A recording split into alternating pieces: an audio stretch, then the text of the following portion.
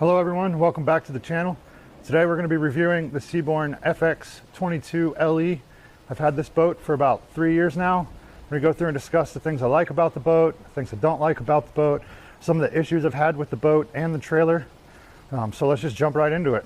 The boat came exactly how you see it here when I bought it. No T-top. I added the trolling motor on the front with a 4-bank battery charger. I didn't want the T-top because I fish in a lot of different places, fresh and salt, and I didn't want to be stuck not being able to go underneath certain bridges. The boat rides very well. It handles very well. I've never felt unsafe at any time while driving the boat.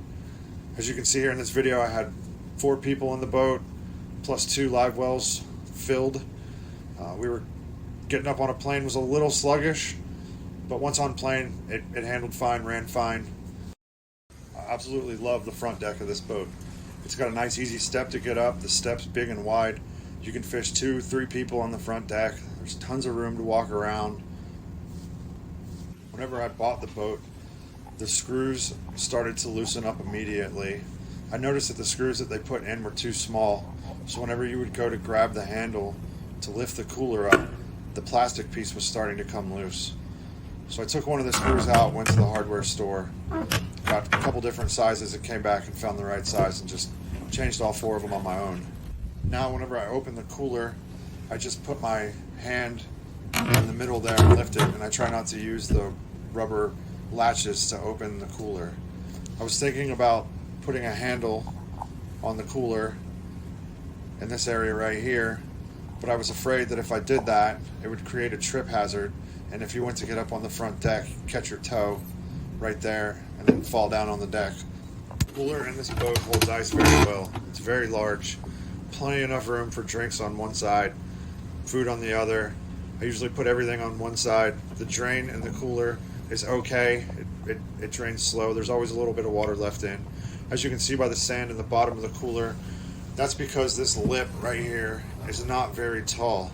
So whenever you get anything on the deck, from throwing a cast net to dirt, when you wash the boat or get the water, runs down and it runs over that lip and gets in the cooler. You would think that the seal would keep that out, but I don't know that the seal sits fully on this lip, but as you can see when I bring it down, it's pretty close. I wish they would have made the lip a little bit taller or a little sharper edge to keep debris from going in the cooler. The front boxes, the 2 rod lockers, and the big storage box in the center, plus the cooler, all drain into the bilge. So there's always water in your bilge. If you use any of the front 3 boxes for fish boxes, then that bloody nasty water drains into your bilge. As you can see here, the holes in the drains aren't very big. All 3 boxes and the cooler have about the same size drains, and I believe they're all T together. They drain super slow whenever you're washing the boat out. I was told when I bought the boat that the front 3 boxes were insulated. I do not believe they're insulated very well. Ice melts really quickly in them. I do use them for fish boxes from time to time, but I'm probably going to get a fish bag to put inside of them instead. The 3 boxes up front do hold a ton of gear. You got 3 rod holders on one side, 3 rod holders on the other side. The box in the center goes all the way up under the front deck. You can hold a ton of gear in this boat. The only downfall on this side is as you can see here, whenever I mounted the trolling motor, you can't open the box all the way when the trolling motor is stowed. The underwater lights have been nothing but a problem from day one. The left one went out almost immediately. The dealer replaced it. Then I had another one go out again. They replaced it a second time. And then the third time they changed both lights out with these lights here. As you can see in those lights there, they're both already flooded and probably going to go out soon too. I just don't even turn them on anymore.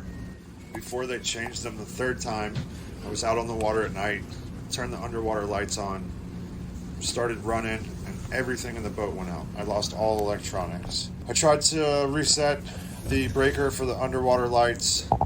It didn't matter. Something was wired wrong for the breaker, and it blew the main fuse for all of the electronics within the boat. Backrest on the front seat does not stay up. doesn't lock very well anymore. The little button, Velcro type thing, has lost its strength. Whenever you hit the brakes really hard, or if you hit a wave, it opens up. If you're running and it's kind of rough out and you're hitting some waves, it'll open up and then you start to get water spraying inside the hatch there. I'm going to change it out whenever I get the chance to magnet style instead. This is one issue that I've had. Super annoying. The live well just overflows everywhere and doesn't drain out of the overflow like it's supposed to. But if you open the lid, it's full. If you reach down, pull the plug, let it bubble for a few minutes,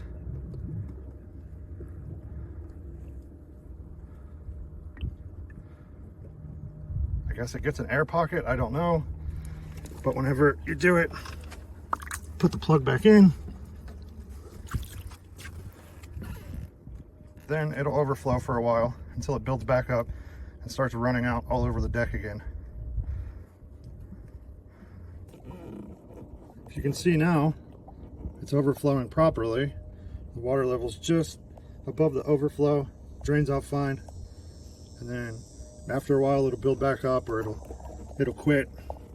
If you go up to the front deck and fish, or if you get up on a plane and run and stop, you got to pull that drain plug again so that the overflow will start overflowing.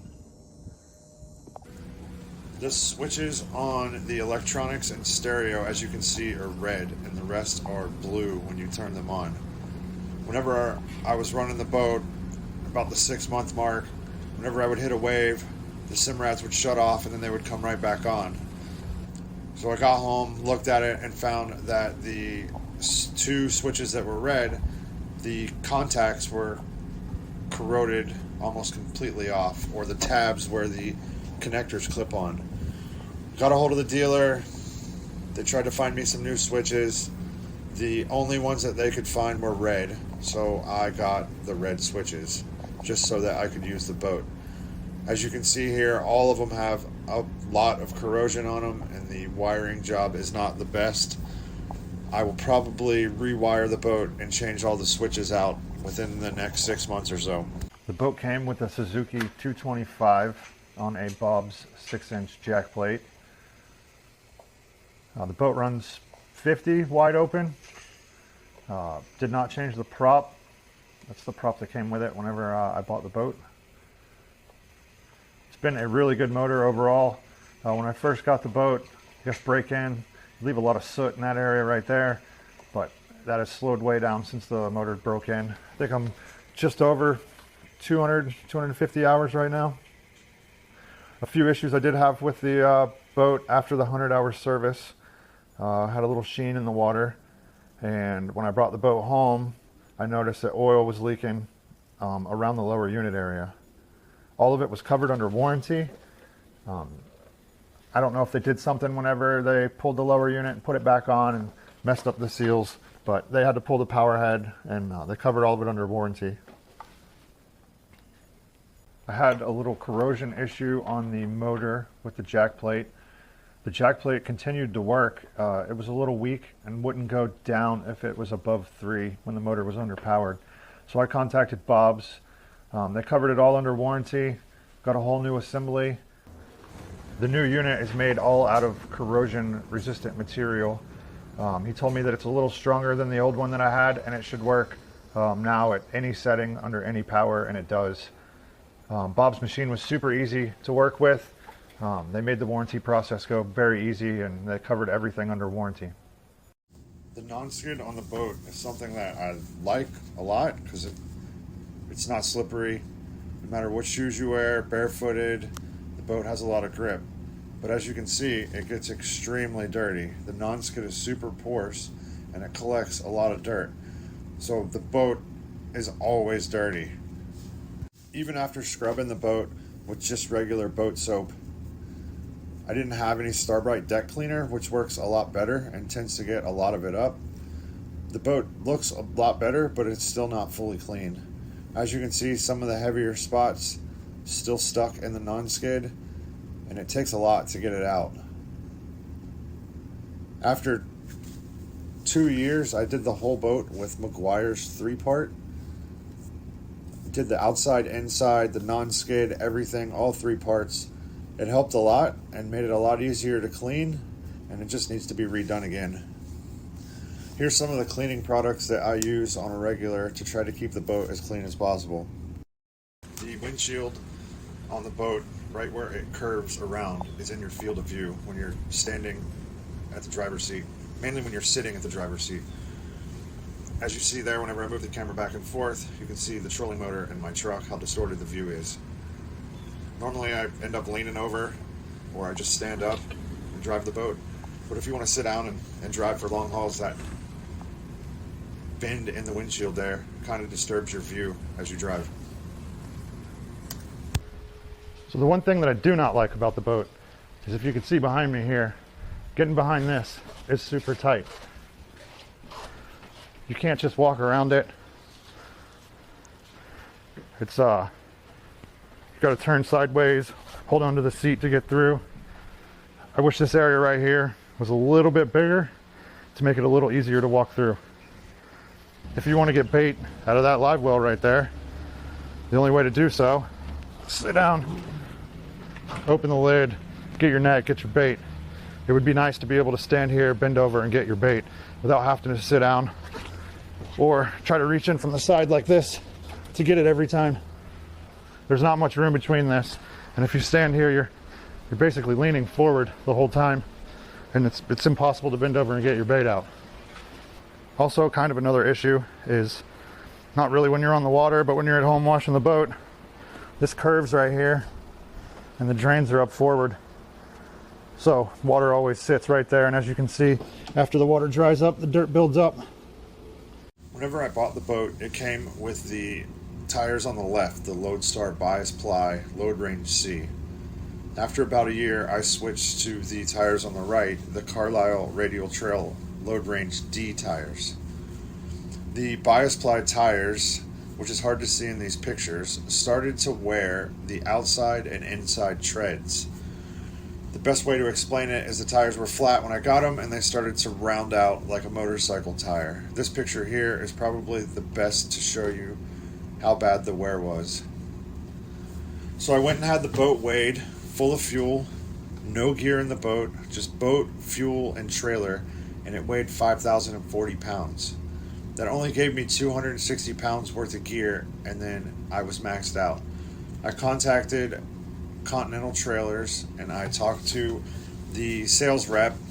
They offered to change the tires, but I had to pay a cost.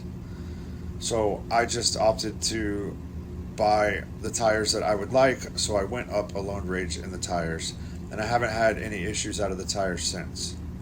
The fenders, however, both fenders have cracked right where they round on both sides of the trailer. Continental warrantied one fender, and then it cracked again not too long after. I thought maybe that the tires were having vibration issues, so I had the tires balanced when I put the new radials on, and the fenders still continued to crack. The first thing I made for the boat was this tray to go on top of the console. It's just held on there with suction cups that I got off of Amazon. It doesn't move, it holds very well. Put some rubber matting in there to keep the stuff from sliding around. I engraved my live well cover using a diamond engraving bit on my CNC machine to put this logo on the bottom side of the plexiglass lid. Then I added the Bimini top with quick release latches. I got the Bimini top off of Amazon. I got these latches off of Amazon as well. They're all stainless. I replaced them with the ones that came from the Bimini top so I could take it on and off. I got these glove clips off of Amazon and tied them on with some paracord to hook rags right behind the seat. That way you have a rag handy whenever you're fishing. I designed these trays on the back of the seat and had them 3D printed. They hold 2 pliers and a knife each. They're just held on by a bungee on the bottom and clip around the rail.